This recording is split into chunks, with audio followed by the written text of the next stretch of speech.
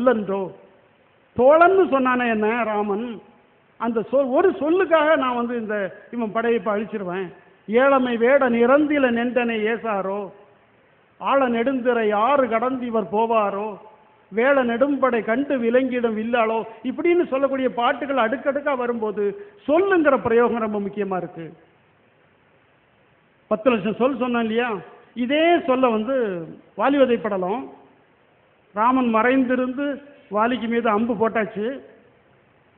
அம்பை பிடிச்சு நிறுத்தக்கூடிய ஆற்றல் உடையவன் வாலி. பிடிச்சு நிறுத்தியாச்சு. பிடிச்சு நிறுத்த உடனே இந்த காலத்தில் மாதிரி கூட்டத்தில் கனகமூலம் சந்தையில் அல்லது பஸ் ஸ்டாண்டில் அல்லது சினிமா தியேட்டர் வாசலில் குண்டு போடுகிற கலாச்சாரம் அப்போ கிடையாது. எய்யப்படுகிற அம்பில் கூட எய்கிறவனுடைய பெயர் இருக்கும். இப்போ கொஞ்சம் யோசனை பண்ணி பாருங்க. நீங்கள் பழைய காலத்தில் சுசீந்திரன் தேரோட்டம் பார்க்க போனீங்கன்னா ராத்திரி வாகனம் எடுத்து வரும்போது தீவட்டி பிடிச்சிட்டு இருப்பாங்க. 3 திரி உள்ள தீவட்டி, 5 தீவட்டி உள்ள. அந்த தீவட்டி பிடிக்கிறவர்களையே தீவட்டி தடியன்கிற ஒரு சொல்லு தமிழுக்குள்ள இருக்கு. யாராவது அவன் ஒரு தீவட்டி தடியன்னு பேசுறாங்கன்னா வலுவான ஆள், ராத்திரி முழுக்க தீவட்டியை பிடிச்சிட்டு நிற்கக்கூடியவன். அந்த தீவட்டிக்கு ஒருத்தன் எண்ணெய் ஊற்ற வருவான், பின்னக்கண்ணாய் புன்னைக்காய் எண்ணெய். தீவட்டியை கொஞ்சம் சாய்ச்சி கொடுப்பான். சாட்சி கொடுக்கிற போது அந்த 5 பந்தங்களையும் எண்ணெய் விட்டு கொடுப்பான். அதுபோல முன்னாள் போர்க்களத்தில் வில் வீரர்களுக்கு அவன் எத்தனை அம்பு எடுத்துட்டு வர முடியும் தோல்ல? ஒரு போருக்கு போகிறவன் 2000 அம்பையா சுமந்துட்டு வர முடியும்? 1000 அம்பையா சுமந்துட்டு வர முடியும்? ஒரு 10 அம்பு வச்சிருப்பான், அல்லது 25 அம்பு வச்சிருப்பான், அல்லது 50 அம்பு தன்னுடைய அம்பரா துணியில வச்சிருப்பான். அப்ப அவனுடைய அம்பரா துணியில அம்பு தீரும் போது அதில் அம்பு நிறைப்பதற்குன்னு போர்க்களத்தில் ஒருத்தர் இருந்திருக்கான். இப்ப ராமன் போருக்கு நிற்கிறான், லட்சுமணன் போருக்கு நிற்கிறான், இந்திரஜித்து நிற்கிறான்னா இந்திரஜித்துடைய பெயர் பொறித்த அம்புகள், ராமனுடைய பெயர் பொறித்த அம்புகள், லக்குவனுடைய பெயர் பொறித்த அம்புகள், அபிமன்யுடைய பெயர் பொறித்த அம்புகள், அர்ஜுனனுடைய பெயர் பொறித்த அம்புகள். அந்த பெயர் பொறித்த அம்பை வாலி பிடிச்சு நடத்திட்டு அவன் கேட்கிறான், உலகத்துல என் மீது அம்பு போடக்கூடிய வீரன் எவனும் கிடையாது. இது மனிதன் எய்த அம்பாக இருக்க முடியாது. எவனோ ஒரு மாமுனிவன் சொல்லினால் துரத்தப்பட்ட அம்பாக இருக்கும் அப்படின்னு சொல்றான். நான் அந்த சொல்லுக்கு வர்றேன். அப்ப சொல்லுக்குண்டான ஆற்றலை பற்றி நம்ம யோசிக்கணும். சொல்லினால் துறக்கப்பட்ட அம்பு இது. சொல் என்பது கற்புன்னு சொன்னேன் நான். சொல் என்பது மந்திரம்னு சொன்னேன். சொல் என்பது எரிப்பது என்று சொன்னேன். அந்த சொல், அப்படியான சொல் இந்த மொழிக்குள்ள 10 லட்சம் சொற்கள் இருக்கு. இந்த 10 லட்சம் சொற்கள்ல எத்தனை சொற்களை நாம் இன்னைக்கு புழங்கிக்கிட்டு இருக்கோம்? எளிமையான சொற்கள். கடைசி சாப்பாடு போடுறா கண்ணகி கோவலனுக்கு, காய்கறி வாங்கி கொடுக்குறாங்க, சமைக்கிறா, சாப்பிட்றா. சாப்பிட்டுட்டு அவன் சிலம்பு விற்க போகணும். கொலைச்சோறு வச்சுக்குங்க. அப்போ இளங்கோடிகள் எழுதுறான், மன்னக மடந்தை மயங்கி கிடக்கிறா. அவளை தண்ணி தொளிச்சு முகத்தை தடவி உறங்கி கிடக்கிற மன்னக மடந்தையை மயக்கு ஒளிப்பனல் போல் தண்ணீர் தெளித்து தன் கையால் தடவி குமரி வாழையின் குருத்தகம் விரித்து, கன்னி வாழை தலைவாழை, அடிகள் ஈங்கு அமுதம் உண்கன அப்படின்னு இளங்கோடிகளுடைய தமிழ். இது ஒரு கவி சொல்லை பயன்படுத்துகிற விதம். நான் என்ன சொல்லிட்டு இருந்தேன்னா, அம்பராத்தூணியில் கிடக்கிறது மாதிரி சொல்ல எப்படி கவிஞன் பயன்படுத்தணும். உங்களை நிறைய பேர் டென்னிஸ் விளையாட்டை பார்க்குறவங்க இருப்பீங்க. Serena Williams, Venus Williams. அவங்க பின்பக்கம் ட்ரௌசரில் 3 பந்து வச்சுருப்பாங்க. ஒரு லைட்டு கிரீன் கலரில் 3 பந்தில் ஒரு பந்தை எடுத்து பார்ப்பா, அப்படி போட்டுட்டு தூக்கி வீசிடுவா. இன்னொரு பந்தை எடுத்து பார்ப்பா. அவள் என்ன தீர்மானிக்கிறா அந்த பந்துக்குள்ள? எல்லா பந்தும் ஒரே வடிவம், எல்லா பந்துக்கும் ஒரே ஏர் ப்ரெஷர், எல்லா பந்துக்கும் ஒரே weight. What she is trying to choose from. அவள் யோசிக்கிறா, தான் சர்வ் போட போகிறோம், இங்கேருந்து இங்கே போட போகிறேன்னா அங்கே போட போகிறேன்னா என்ன ஃபோர்ஸ் அப்ளை பண்ண போகிறேன், என்ன ஆங்கிளில் கொடுக்க போகிறேன், என்ன வேகம் தரப்போகிறேன், இதற்கு தோதான ஒரு பந்தை அவள் தெரிவு செய்கிறாள். ஒரு டென்னிஸ் பாலில் ஒரு சர்வீஸ் போடுகிற ஒரு பந்தை அவள் அப்படி தெரிவு செய்கிற போது, ஒரு படைப்பிலக்கியவாதி, ஒரு கவிஞன் 1000 ஆண்டு 2000 ஆண்டு 3000 ஆண்டு வாழப்போகிற கவிதையில் ஒரு சொல்லை எப்படி தெரிவு செய்து போடணும்? ஆகவேதான் திருவள்ளுவன் சொல்றான், பிரிதொரு சொல் வெல்லும் சொல் தன் இன்மை அறிந்து. நான் ஒரு சொல்ல எழுதுகிறேன், ஒரு சொல்ல பெய்கிறேன், அந்த சொல்ல பிடுங்கி தூர போட்டுட்டு இன்னொரு சொல்லை இந்த இடத்துல போட்டா சிறப்பாக இருக்கும் என்று எவனும் தீர்மானிக்காதபடிக்கு சொல்லை பயன்படுத்து. வெல்லும் சொல் இன்மை அறிந்து. இன்னொரு சொல் இல்லை, நாஞ்சில் நாடன் இந்த சொல்ல பயன்படுத்தியிருக்கான், இந்த சொல்ல நீக்கிக்கிட்டு இந்த இன்னொரு சொல்ல நீங்க அப்படி வைக்க முடியாது. இதுதான் படைப்பிலக்கியம், இதுதான் கவிதை. இப்படி எழுதப்பட்ட கவிதை தான் 1000 ஆண்டு 2000 ஆண்டு 3000 வருஷம் நிற்கும். மொழி ரொம்ப செறிவாக அழுத்தமாக ஒன்றும் புரியாமல் இருக்கணும்னு அவசியம் இல்லை. எவ்வளவு எளிமையான மொழிகளில் சொல்லப்பட்டிருக்கு, எவ்வளவு சொற்கள் பயன்படுத்தப்பட்டிருக்கு. இலக்கியம் பல விஷயங்களை பதிவு பண்ணி வச்சுட்டு போகுது, சொல்லையும் அடகாத்து வச்சுட்டு போகுது. நம்ம ஏற்கனவே திருக்குறள் பற்றி ஒரு ஃபார்முலா பார்த்தோம், எவ்வளவு சொற்கள் பயன்படுத்திருக்காருன்னு. தமிழில் இருக்கக்கூடிய காப்பியங்களில் மிகப்பெரிய சைஸ் கம்பராமாயணம். 10,368 பாட்டு, 318 படலம், 118 படலம், 10,368 பாட்டு. அதில் அறிஞர்கள் குழு தேர்வு செய்து கொஞ்சம் பாட்டை மிகை பாடல்கள்னு விலைக்கு வச்சிருக்கிறாங்க. பெரும்பாலும் விருத்தங்கள் எழுதுறாரு. அரிசீர் ஆசிரியர் விருத்தம் எழுதுறாரு, எழுசீர் விருத்தம், எண்சீர் விருத்தம் எழுதுறாரு. ஒரு விருத்தம்னா உங்களுக்கு தெரியும், ஒரு லைனுக்கு 6 சீர், 4 லைனுக்கு 24 சீர். கணக்கு போட்டு பாருங்க. 10,368 பாட்டுக்கு மல்டிப்ளை பை 24, 24 சீர் போட்டால் எத்தனை சீரை கம்பம் பயன்படுத்தியிருக்கான்? எனக்கு தோணுது 2,48,000 சீர் பயன்படுத்தியிருக்கான். 2,48,000 சீரில் எப்படி பார்த்தாலும் ஒரு சீருக்கு 2 சொல் இருக்குமானா கிட்டத்தட்ட 3 லட்சம் சொற்களை பயன்படுத்தியிருக்கான் கம்பன். 3 லட்சம் சொற்களை எகைன் அந்த ரெபடிஷன் தியரிக்கு வந்தோம்னா, ரெடியூஸ் பண்ணி பார்த்தோம்னா, என்னுடைய மதிப்பீட்டில் எப்படி எவாலுவேட் பண்ணி பார்த்தாலும் 1 லட்சத்துக்கு குறைவில்லாத சொற்களை கம்பன் பயன்படுத்தியிருக்கிறான். இதைத்தான் நான் ஏற்கனவே அம்பராத்தோணி ஓமானம் சொன்னேன். தன்னுடைய அம்பராத்தோணியில் அம்பு எப்படி குறைந்து போகாமல் இருக்க வேண்டுமோ அதுபோல ஒரு கவிஞனுடைய கடங்கள் சேமிப்பில் சொற்கள் குறைந்து போகாமல் இருக்கணும். சொற்களுக்கு தடுமாறுகிற போது உன்னுடைய உணர்ச்சியை சொல்வதற்கு சரியான சொல் உனக்கு அகப்படவில்லை என்றால் எங்கிருந்து நீ உன்னுடைய உணர்ச்சியை வெளிப்படுத்துவாய்? கவிஞர் வைரமுத்து ஒரு பேட்டியில் சொல்றாரு, தமிழ் சினிமா பாடல்களுக்குள் மொத்தம் 500 சொற்கள் தான் பயன்படுத்தப்படுது repeatedly, again and again. We are using only 500 words within Tamil cinema songs. We have 10 lakhs words in our language. அப்ப ஒரு நவீன படைப்பாளி, ஒரு நவீன கவிஞன், ஒரு நவீன இலக்கியவாதி, சிறுகதை ஆசிரியன், நாவலாசிரியன் எவ்வளவு தமிழ் சொற்களை பயன்படுத்துவான் தன்னுடைய படைப்பிலக்கியத்துக்குள்ள? இன்னொரு தியரி சொல்லுது, 1200 சொற்கள் நீ தெரிந்தவனாக இருந்தால், நான், அவன், அது, அவள், எவன், எது, இவன், இது, 1200 சொற்கள் என்னுடைய மொழியில் நான் தெரிந்தவனாக இருந்தால் நான் என்னுடைய மொழியை அறிந்தவனாக ஆவேன். அப்ப எதுக்கையா உனக்கு 10 லட்சம் சொல்லு? நாய்க்கு கையில் முழு தேங்காய் கிடைச்ச மாதிரி உடச்சும் திங்காது, அடுத்தவனுக்கும் கொடுக்காது, உருட்டிக்கிட்டே இருக்கவா? தமிழ் வாழ்கன்னு அரசாங்க கட்டிடங்களில் எழுதி போட்டால் மாத்திரம் இந்த மொழியினுடைய வளர்ச்சி ஏகவிதமாக வளர்ந்து போயிருமா? மொழியை எப்படி பயன்படுத்தணும், மொழியை மாணவர்கள் எப்படி பயன்படுத்தணும், நாம் எப்படி பயன்படுத்தணும், திரும்ப திரும்ப எல்லாரும் மேகம்ங்கிற ஒரே சொல்ல மாத்திரம் பயன்படுத்திட்டு இருந்தோம். இந்த மொழிக்குள்ள கொண்டல்னு ஒரு சொல் எதுக்கு, கார்னு ஒரு சொல் எதுக்கு, எளினின்னு ஒரு சொல் எதுக்கு? இவ்வளவு சொற்களையும் பயன்படுத்தி வைக்கிறவன் தான் கவிஞன்கிறவன். நான் கவிங்கிறதை ஒரு பரந்த பொருளில் ஆள்கிறேன், படைப்பிலக்கியவாதிங்கிற பொருளில் நான் ஆள்கிறேன்.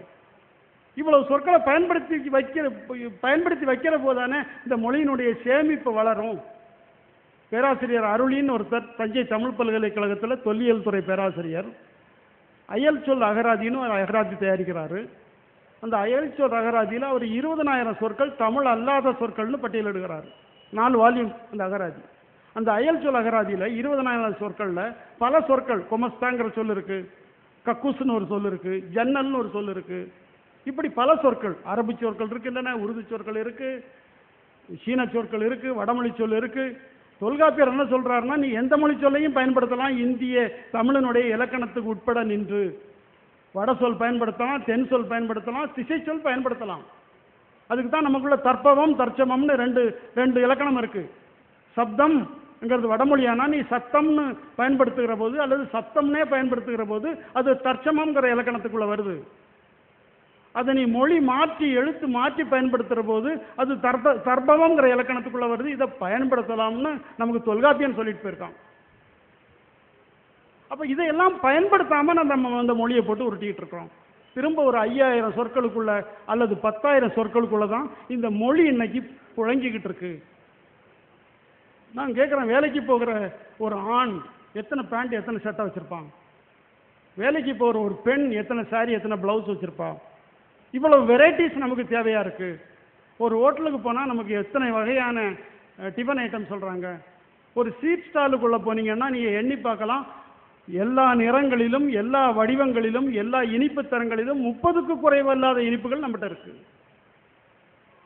200 வருஷத்துக்கு முன்னாடி 100 வருஷத்துக்கு முன்னாடி நம்ம என்ன இனிப்பு சாப்பிட்டோம்? நம்ம ஊரில் விளைகிற நெல், நம்ம ஊரில் விளைகிற தேங்காய், நம்ம ஊரில் விளைகிற பனங்கருப்பட்டி. இதை தாண்டி ஏதாவது இனிப்பு செய்யப்பட்டதா இந்த மண்ணில்? 50 வருஷத்துக்கு முன்னாடி 70 வருஷத்துக்கு முன்னாடி அல்வா தெரியுமா நமக்கு? ஜிலேபி தெரியுமா? இன்னைக்கு இவ்வளவு வேண்டியது இருக்கு நமக்கு. ஆனா மொழி மாத்திரம் 10 லட்சம் சொற்களையுடைய இந்த மொழியில ஒரு 5000 சொல் எனக்கு போதும்னா அப்புறம் என்ன செம்மொழி, என்ன மாநாடு, என்ன தமிழ் மொழி, என்ன தமிழ் வாழ்க? ரொம்ப ஆயாசமா இருக்கு. இதை பிடிச்சு வைக்கிற முயற்சியில தான் கவிஞன் இருக்கான், படைப்பிலக்கியவாதி இருக்கிறான். நான் தெரிஞ்சே கையாளுகிறேன். பனுவல்னு ஒரு சொல் இருக்கு தமிழ்நாட்டில். தமிழ்ல பனுவல், பாயிர மண்டேல் பனுவல் அன்று, நூல்னு பொருள். நான் எழுதின ஒரு கட்டுரை தொடருக்கு பனுவல் போற்றுதும் அப்படின்னு தலைப்பு கொடுத்தேன். நிறைய நண்பர்கள் கேட்டாங்க, பனுவல்னா என்னையா அர்த்தம்? நூல்னு அர்த்தம், புக்குன்னு அர்த்தம். இப்போ பனுவல்ங்கிற பேரில் சென்னையில் ஒரு புத்தக கடை இருக்கு. இந்த பனுவல்ங்கிற சொல்லை நான் பயன்படுத்துவதும்னா கர்வத்தோட சொல்லிக்கொள்ள முடியும், இந்த சொல்லை குறைஞ்சது ஒரு 100 வருஷத்துக்கு நான் வாழ வச்சிருக்கேன்.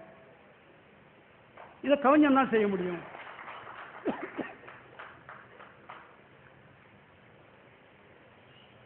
தமிழ் சினிமாவில் ஒரு டயலாக் பயன்படுத்துவாங்க, நோகாம நொங்கெடுக்கிறான் அப்படின்னு. மொழி என்பதோ படைப்பென்பதோ அப்படி நோகாம நொங்கெடுக்கிற விஷயம் அல்ல. மாபெரும் இலக்கியவாதி ஷேக்ஸ்பியர் 350 வருஷத்துக்கு முன்னாடி எழுதின ஷேக்ஸ்பியர் எவ்வளவு ஆங்கில சொற்கள் கையாண்டிருப்பான்னு நினைக்கிறீங்க? 25,000. அவருடைய டிக்ஷன் வந்து 25,000 வேர்ட்ஸ். பின்னாடி வரக்கூடிய ஒரு மாபெரும் எழுத்தாளர், எனக்கு பேர் மறந்து போச்சு, அவர் 35,000 சொற்களை கையாளுகிறார். ஆனால் 1000 வருஷத்துக்கு முன்னாடி 9ஆம் நூற்றாண்டு 10ஆம் நூற்றாண்டில் ஒரு தமிழ் கவிஞன் 1,00,000 சொற்களை கையாண்டிருக்கான்னா எவ்வளவு பெரிய சாதனை அது.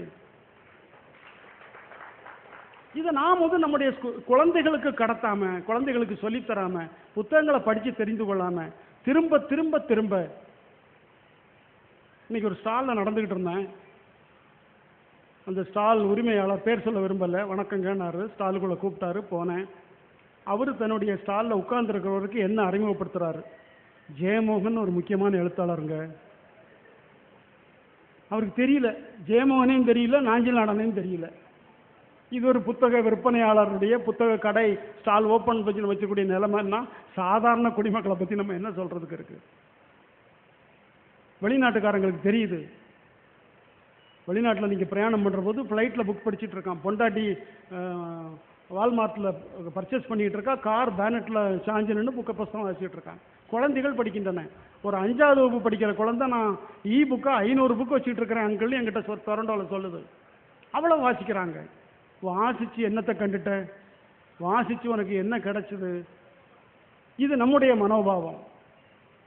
வெறும் ஒரு நேரம் சம்சாரி எங்கள் அப்பன், 4 அணா சம்பளத்துக்கு தான் அவருடைய தினக்கூலி. அவருடைய மகன் இன்னைக்கு உங்கள் முன்னாடி நின்று பேசிகிட்டு இருக்கேன்னா அதனுடைய அடிப்படையான காரணம் என்னுடைய வாசிப்பு. நான் ஏற்கனவே சொன்னேன், நான் வந்து எம்எஸ்சி மேத்தமேட்டிக்ஸ், நான் வந்து ஆல் இண்டியா பேசிஸில் மார்க்கெட்டிங் தொழிலில் இருக்கிறவன். நான் எழுத வந்தேன். இன்னைக்கு ஒரு கல்லூரி பேராசிரியர், தமிழ்துறை தலைவர் அறிந்திருக்க முடியாத தமிழ் இலக்கிய செய்திகளை நான் அறிந்து வைத்திருக்கிறேன், உங்களிடம் பகிர்ந்து கொள்கிறேன் என்று சொன்னால் அதனுடைய காரணம் என்னுடைய வாசிப்பு. இந்த வாசிப்பை வந்து பெரிய சுமைன்னு நினைக்காதீங்க தயவு செய்து. நம்ம காலம் முடிஞ்சு போச்சு. நம்முடைய குழந்தைகளுக்கு வாசிப்பு பெரும் செல்வம் என்று நினைக்க வையுங்கள். புத்தகங்களை வாங்கி தாருங்கள். நான் சொன்னேன், ஏற்கனவே சொன்ன புத்தகங்களுடைய விலை 50% டிஸ்கவுண்ட்டில் 18 ரூபா. இப்போ பார்க்கலாம் நீங்கள் நேஷனல் புக் ட்ரஸ்ட் ஸ்டாலில். தெரிஞ்சுக்கிட்டுமே, எதுக்கு அவங்க வந்து ஃபிஷ் ஃப்ரை சாப்பிடணும்? இது இன்னைக்கு நெய்மீன் ஃப்ரை, அல்லது இன்னைக்கு கட்டா, அல்லது இன்னைக்கு வாவல், அல்லது இன்னைக்கு வஞ்சிரம், அல்லது இன்னைக்கு பிள்ளைச்சரா, அல்லது சுறா, பால்பாறைன்னு ஏன் சொல்லக்கூடாது? ஏன் எல்லாமும் பறவையாக இருக்கணும்? ஏன் அது காகமாக இருக்கக்கூடாது, கிளியாக இருக்கக்கூடாது, செம்போத்தா என்கிற செம்பகமாக இருக்கக்கூடாது, மைனாவாக இருக்கக்கூடாது, சாம்பல் குருவியாக இருக்கக்கூடாது? ஏன் அந்த குழந்தைகள் வந்து அந்த பறவையினுடைய பெயரை தெரிஞ்சிக்க கூடாது? ஏன் இந்த குழந்தைகள் மரங்களுடைய பேரை தெரிஞ்சுக்க கூடாது? இது நமக்கு சொல்லித்தர முடியலன்னா புத்தகங்களாவது சொல்லித்தரட்டும். ஆகவே நண்பர்களே, இந்த வாய்ப்புக்கு மிக்க நன்றியை தெரிவித்துக் கொண்டு, நான் ஏதாவது வன்மையான சொற்களை பயன்படுத்தி இருந்தால் அதற்காக வருத்தத்தை தெரிவித்துக் கொண்டு விடைபெறுகிறேன். நன்றி, வணக்கம். நாஞ்சில் நாடன் அவர்கள் சொல் எந்த அளவிற்கு மனிதனுக்கு தேவை என்பதனை மிக அற்புதமாக இங்கே பதிவு செய்திருக்கிறார்கள். அவர்களுக்கு நன்றி. தொடர்ந்து நம்மோடு உரையாற்றுவதற்காக வருகை தரவிருப்பவர்கள்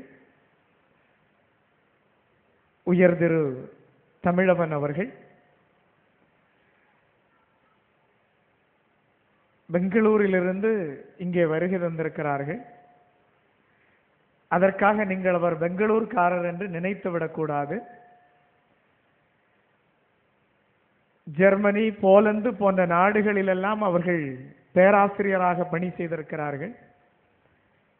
இப்போது அவர் பெங்களூரிலே இருக்கிறார். ஆனால் அவருடைய சொந்த ஊர் கல்குளம் தாலுகாவிலே மணலிக்கரை என்கிற ஊரை சார்ந்தவர் தான் அவருடைய சொந்த ஊர். திசையெங்கும் தன்னுடைய கிளைகளை விரித்தாலும் வேர்களை இன்றைக்கும் தான் பிறந்த இடத்திலேயே வைத்திருக்கக்கூடிய ஒரு அற்புதமான மனிதர். எழுத்து உலகத்தில் வித்தியாசமான முயற்சிகளை முதலாக மேற்கொண்டவர் அவர் என்று எல்லோரும் சொல்லுகிறார்கள். எனவே நானும் இப்போது இந்த அரங்கிலே சொல்லுகிறேன், வித்தியாசமான முயற்சிகளை அது வெற்றி பெறுமா இல்லது என்ன நடக்கும் என்கிற ஒரு எண்ணம் இல்லாமலே துணிச்சலோடு அந்த களத்திலே இறங்கக்கூடியவர்கள். அவருடைய நாவல் ஏற்கனவே சொல்லப்பட்ட மனிதர்களாக இருந்தாலும் சரி, ஜிகே எழுதிய மர்ம நாவலாக இருந்தாலும் சரி, சரித்திரத்தில் படிந்த நிழல்களாக இருந்தாலும் சரி, அனைத்துமே வேறுபட்ட கோணத்தை, வேறுபட்ட எழுத்து முகத்தை இந்த சமூகத்திற்கு முன்னால் வைத்தது. அதிலும் சரித்திரத்தில் படிந்த நிழல்கள் என்கிற அவருடைய நாவல் வரலாற்றை அழித்து எழுதுதல் என்கிற ஒரு புதிய முயற்சியை அது மேற்கொண்டிருப்பதை யாராவது படித்திருந்தால் நிச்சயம் அறிந்திருக்க முடியும். அதுபோன்று பல்வேறு ஆய்வுகள், அதாவது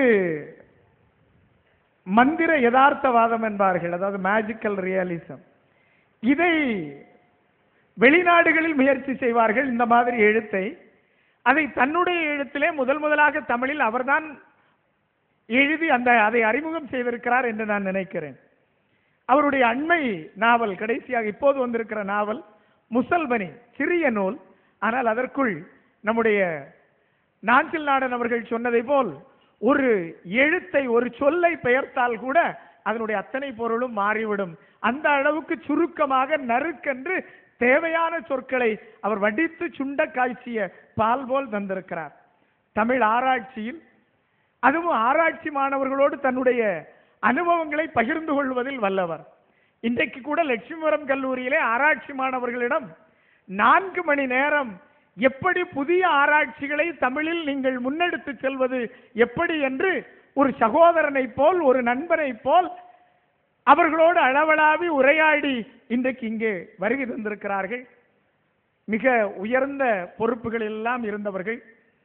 தமிழை அவர் ஆங்கிலத்தில் கற்றுக் கொடுக்கிறார், ஜெர்மனியிலும் வெளிநாடுகளிலும் போய். தமிழை இன்றைக்கு பெங்களூரிலே அவர் கன்னட மொழியிலே கற்றுக் கொடுத்து கொண்டிருக்கிறார். நமக்கு தமிழ்ல கற்றுக் கொடுக்கிறதே எவ்வளவு சிரமம், எவ்வளவு கடினம், எவ்வளவு பிழைகளை நாம் போடுகிற இந்த சூழலிலே தமிழை கன்னடத்தில் அவர் கற்றுக் கொடுக்கிறார், தமிழை ஆங்கிலத்திலே அவர் கற்றுக் கொடுக்கிறார் என்றால் எந்த அளவிற்கு மொழி ஞானத்தோடு அவர் இருக்கிறார் என்பது நமக்கு புரியும். அதுபோன்று ஏற்கனவே அவர் சாகித்ய அகாடமியினுடைய மொழிபெயர்ப்பு துறையினுடைய தலைவராகவும் இருந்து பணி செய்தவர்கள். இவ்வளவு சிறப்புக்குரிய தமிழவன் அவர்கள் இதோ நம்மோடு தமிழில் புனைகதை இலக்கியம் என்கிற கதையாடலை, சொல்லாடலை இதோ ஆரம்பிக்கிறார்கள். வருக, உரை தர. மேடையில் அமர்ந்திருக்கிற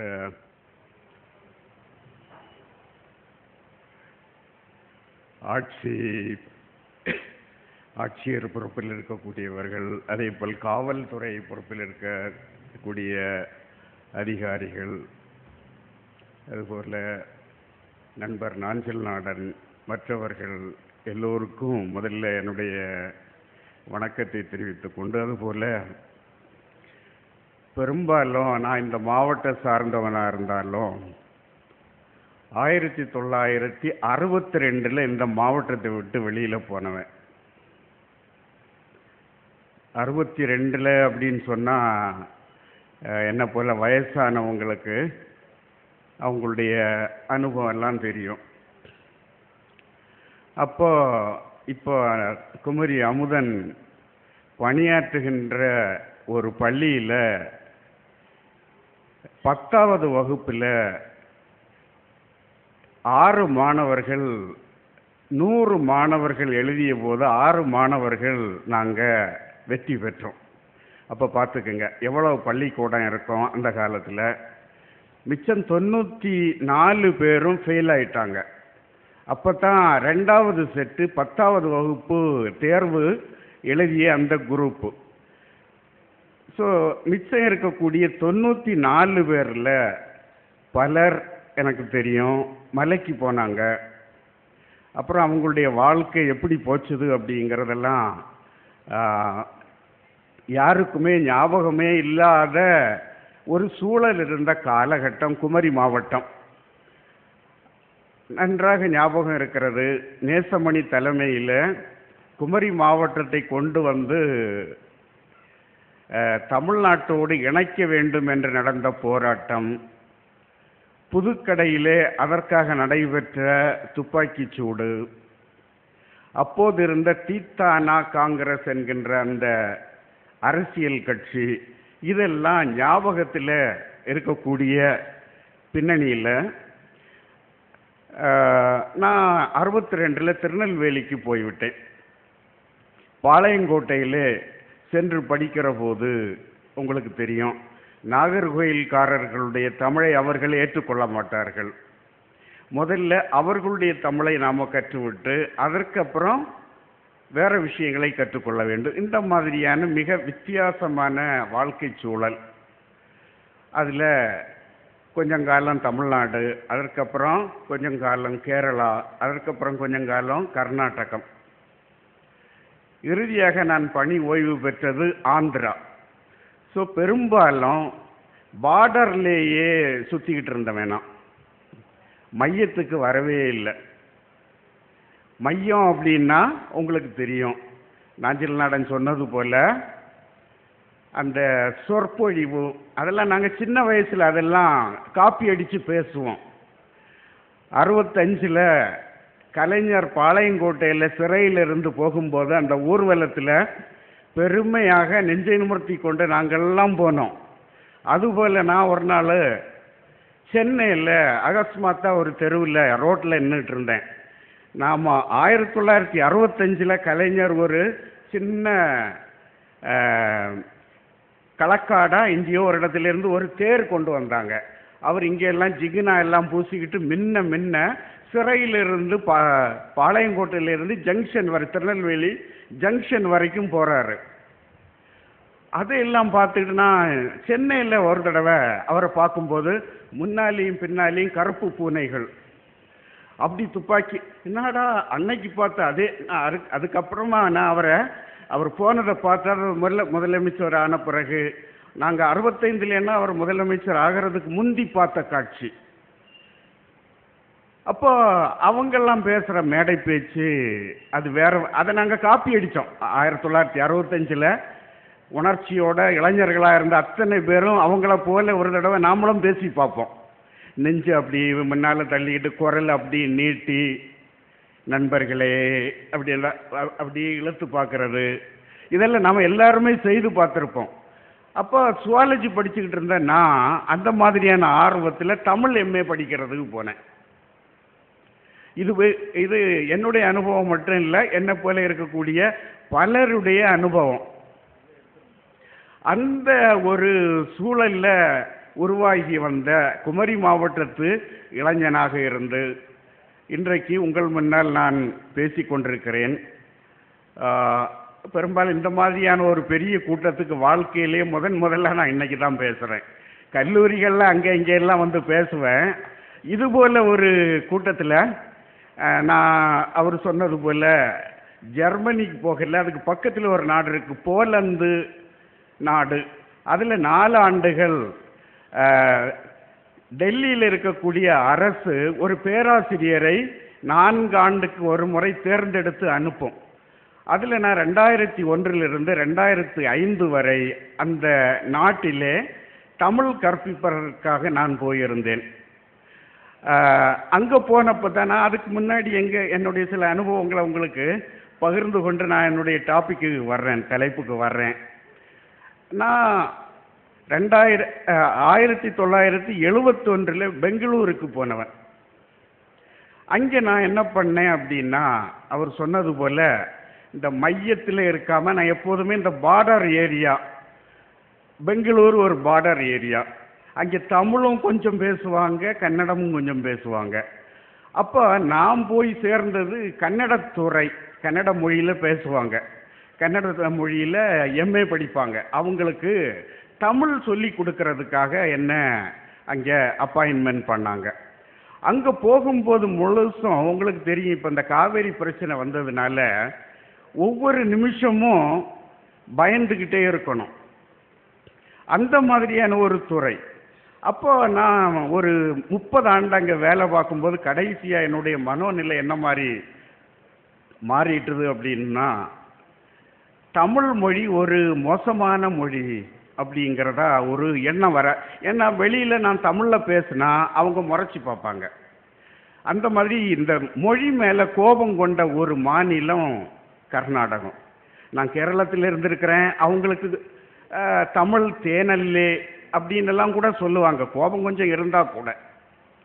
அதுபோல் ஆந்திராவில் இருந்திருக்கிறேன். குப்பத்தில் இருக்கக்கூடிய திராவிட பல்கலைக்கழகத்தில் தமிழ் துறை பேராசிரியராக 2 ஆண்டு இருந்தேன்.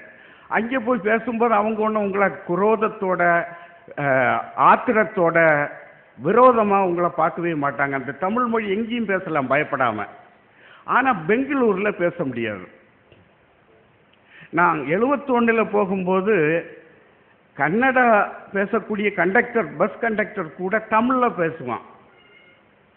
ஆனால் இப்போ நீங்கள் எங்கே போனாலும் தமிழ் போர்டு பார்க்க முடியாது, தமிழ் அரசியல் கட்சிகளுடைய கொடி பார்க்க முடியாது. தமிழ் தாய்மொழியாக இருந்தால் கூட அவன் கன்னடத்தில் பேசுவான். நான் இன்னொரு தமிழரை பார்க்கும்போது நான் கன்னடத்தில் பேசணும். இந்த அளவுக்கு தமிழ் மொழி மீது ஒரு குரோத மனப்பான்மை, விரோத மனப்பான்மை வந்தது. அப்போ அந்த போலண்டில் இருக்கும்போது தான் முதல்ல எனக்கு இல்லை, நம்முடைய மொழி மிகப்பெரிய மொழி அப்படிங்கிற ஒரு அனுபவம் எப்படி வந்தது அப்படின்னு சொன்னால், அவங்க சொன்னாங்க, ஏன் தமிழ் மொழியை நாங்கள் இங்கே டீச் பண்ணுறோம் அப்படின்னா அதுக்கு ஒரு காரணம் இருக்குது. என்ன அப்படின்னா, சமஸ்கிருதத்தை உலகம் பூரா ஏற்றுக்கிட்டாங்க. அதை படித்தாச்சுன்னா அதில் இருக்கக்கூடிய மொழி எப்படி பல மொழிகள் பிறந்து வந்திருக்கு, இதெல்லாமே கற்றுக்க முடியும். ஆனால் கன்னடமோ மலையாளமோ அங்கே சொல்லி கொடுக்கல, தெலுங்கு சொல்லி கொடுக்கல, தமிழ் மட்டும்தான் தேர்ந்தெடுத்து சொல்லி கொடுத்தாங்க. அதுக்கு என்ன காரணம்னு கேட்டப்ப சொன்னாங்க, திராவிட மொழி குடும்பம் என்று ஒன்று கண்டுபிடிக்கப்பட்ட பின் தமிழ் தான் அதில் மூத்த மொழி. தமிழை படித்தா போதும், மற்ற திராவிட மொழி 25மே எங்களுக்கு 25 திராவிட மொழிகள் இருக்கு.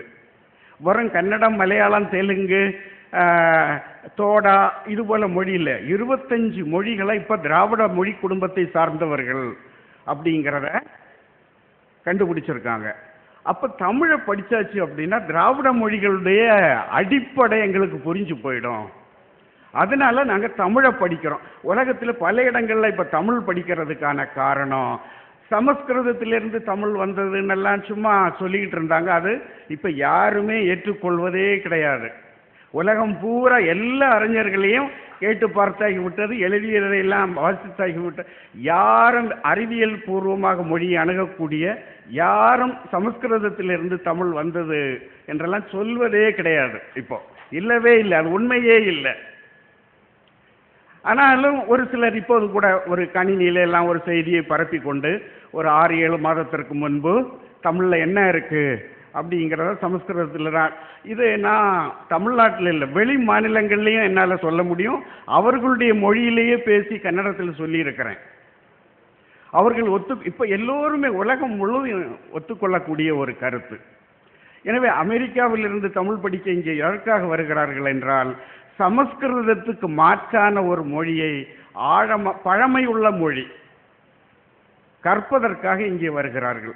அந்த சூழ்நிலையில் கன்னடத்தில் போய்